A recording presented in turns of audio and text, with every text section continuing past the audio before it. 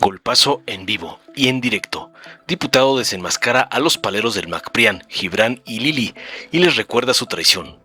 El diputado de Morena, Gabriel García, dio una contundente respuesta a los ataques del enano traidor Gibran Ramírez del PAN Naranja y del anarco senador del PANarco Lili Téllez, quienes con mentiras acusaron a su partido de tener supuestos vínculos con el crimen organizado y de heredar prácticas autoritarias, mientras Gibran ladraba inventándose un supuesto régimen mafioso y la suripanta Téllez deliraba que en el 2018 fue el año en que el narco llegó al poder.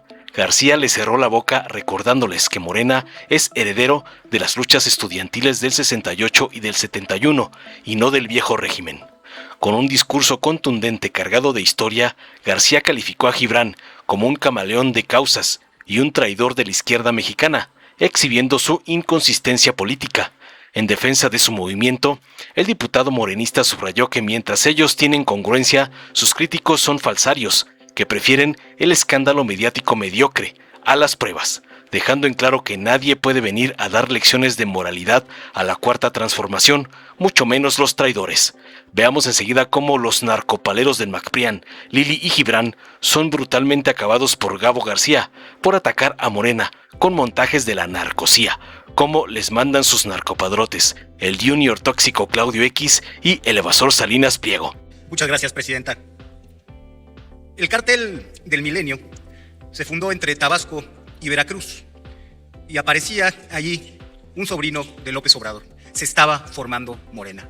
Está documentado, pueden verlo en el trabajo de Rubén Salazar, que por desgracia murió, pionero del estudio del asesinato de candidatos en nuestro país, que no ha dejado de incrementar mientras está gobernando Morena.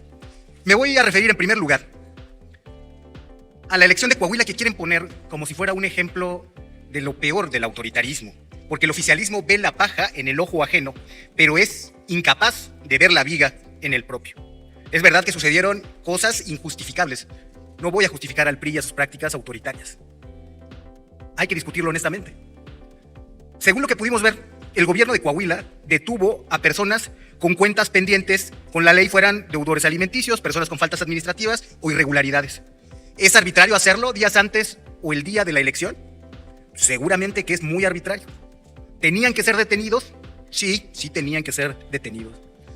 ¿Cómo habrían reaccionado ustedes o cómo reaccionan cuando ustedes hacen lo mismo? Se lavan las manos y dicen, la fiscalía es autónoma y no le hace caso al gobernador, nada puede opinar.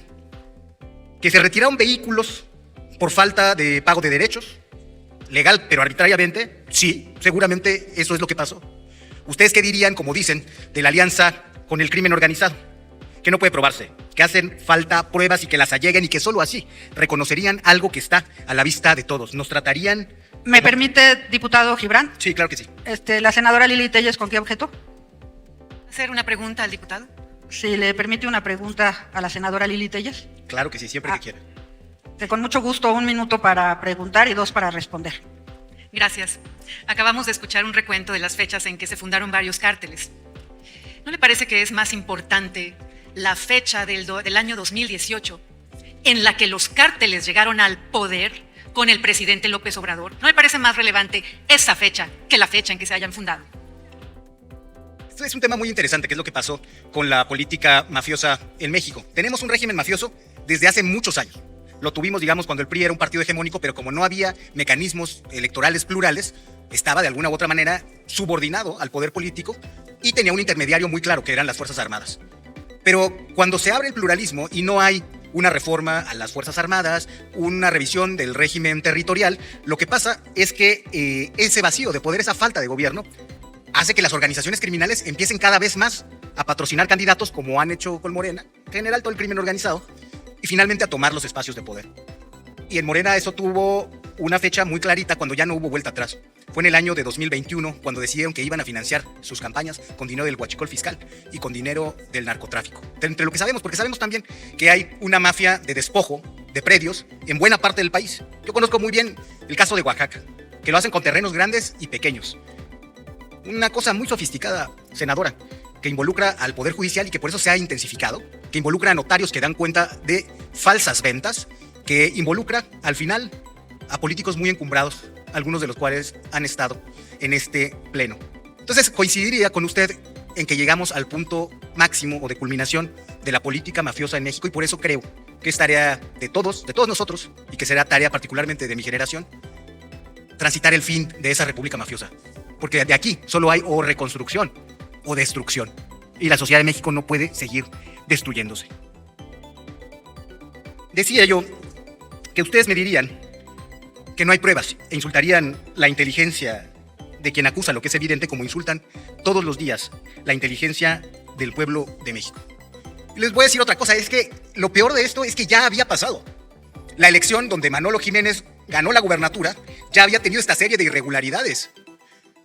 Pero no lo denunciaron a voz en cuello porque todavía les parecía muy inmoral decir que llegaron a reventarles casas de seguridad donde tenían guardado mucho dinero en efectivo, porque les parecía correctamente que eso era autoincriminarse. Pero ya perdieron todas las ganas de mantener una imagen moral y de reivindicar, al menos en lo más superficial, las prácticas democráticas.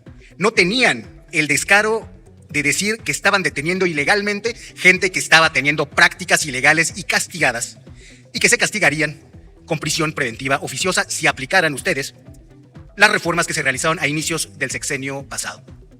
Y si tenían y tienen a la Fiscalía Especializada en Delitos Electorales, uno pensaría, denuncian todo esto, pues sería muy fácil que lo prueben con esas instancias y que entonces se echen para atrás procesos electorales. Pero lo que pasa es que si uno le rasca un poquito, va a acabar dándose cuenta de los flujos de dinero de Tamaulipas a la campaña de Alberto Hurtado, que salía en un video de una moción de ilustración que presentó aquí el diputado Rubén Moreira. Saldrían las mafias del carbón que se hicieron con mucho dinero de la Comisión Federal de Electricidad y que fueron a dar a los bolsillos de Tony Flores y a la campaña de su hermana en Musquis, que a su vez financiaron a uno de los candidatos de la llamada Cuarta Transformación. Entonces mejor prefieren hacer el escándalo mediático que llevar las cosas por la vía del derecho, porque saben que ahí no tienen nada que ganar, saben que si se le busca tantito la verdad, son los primeros que van a perder, saben que ahora están destruidos moralmente. No pueden equiparar eso al halconazo y eluden las prácticas verdaderamente autoritarias del presente.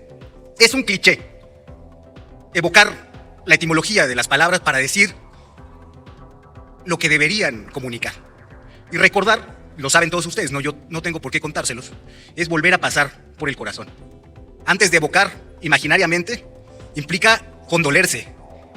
Y aquí lo que se nota es que ustedes no recuerdan el halconazo, porque si lo comparan con una elección, sí, con intervenciones autoritarias, pero no les sirve para preocuparse por lo que pasa hoy en México, es que ustedes son unos falsarios. Porque pueden condenar las desapariciones del sexenio de Echeverría, pero ninguno de ustedes ha hablado sobre la desaparición, por ejemplo, de Sandra Domínguez, adversaria del gobernador de Oaxaca, Salomón Jara, después de que hubiera denunciado al primer círculo de gobierno del estado de Oaxaca. ¿Pueden ustedes hablar del Excelsior de Scherer? Sí, y de que se atacó la libertad de expresión, pero les da pavor hablar de todos los periodistas que asesinan hoy en día y que comprometen mucho más la libertad de expresión que ese acto en el Echeverriato. ¿Pueden ustedes hablar de la desaparición selectiva en el Echeverriato? Pero no los he visto hablar de Miroslava Brecht, ni condenar a Javier Corral. Al contrario, no lo cuestionan, lo quieren, ahí lo tienen. El halconazo demuestra que incluso en un bloque hegemónico las discrepancias pueden llevar a la peor de las violencias. Esperemos que no suceda esto en la Ciudad de México, de corazón lo digo. Y quienes dicen, por muy fuerte que lo digan, que quienes somos críticos a Morena somos el Echeverriato, tienen que informarse más o ser menos cínicos. Aquí no me va a dejar mentir Gabriel García. Aquí parte de la política social se hizo con Valdemar Hernández. ¿Proveniente de dónde políticamente? Del echeverrismo. Con Nacho Valle, que de quién fue secretario particular, pues de Luis Echeverría Álvarez. Yo creo que tienen manera de salvar eso, porque la historia es compleja y se puede reivindicar una parte de la política social. Pero yo les diré que ustedes no heredaron ninguna de las virtudes de esa política social, ni de la política de construcción de universidades, ni de la política de construcción de países. Ustedes únicamente heredaron los defectos del Echeverriato: el militarismo, la represión y la terrible hipocresía. Sí, ¿con qué objeto? Muy bien. Gracias. A continuación tiene el uso de... Sí. Muy bien. A continuación tiene el uso de la palabra desde su escaño, ¿quiere? ¿O desde la tribuna? Si pasa a la tribuna por alusiones, es 1 minuto solamente.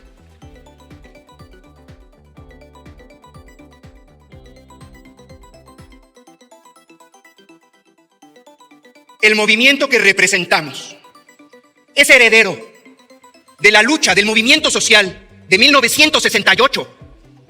Es heredero de la lucha de los estudiantes de lo que hoy conmemoramos, 10 de junio de 1971. Es heredero de la lucha por la democracia en 1994. Somos herederos de las anteriores 3 transformaciones: la independencia, la reforma y la revolución. Tenemos consistencia y congruencia. Por eso es inadmisible que los camaleones de las causas, como el que me aludió, se convierta en un traidorzuelo cualquiera e intercambie con empleadas de Ricardo Salinas Pliego un debate en este recinto. Es sagrada la lucha por la democracia y tu traición quedó apuntada como el traidorzuelo de la izquierda mexicana. Lástima de joven de que te perdiste tan pronto. Sí, bueno, ya sabemos que hay un gran debate, pero nada más que les pedimos orden. Dale en me gusta, suscríbete, activa la campanita y compártelo para que más gente lo vea.